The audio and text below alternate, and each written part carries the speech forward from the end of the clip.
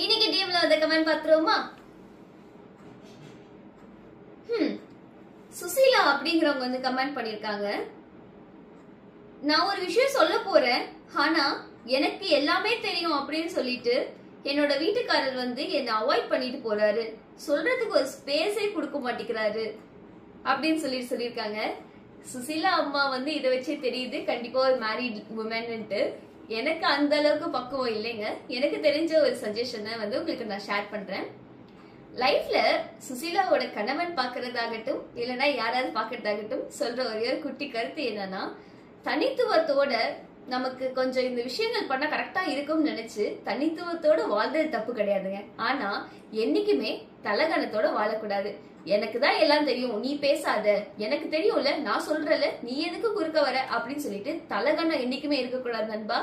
தனித்துவத்தோட ஒரு விஷயத்த கரெக்டா செயல்பட வேண்டிய விஷயத்த யோசிச்சு செயல்பட்டா நமக்கு பிரச்சனை கிடையாது.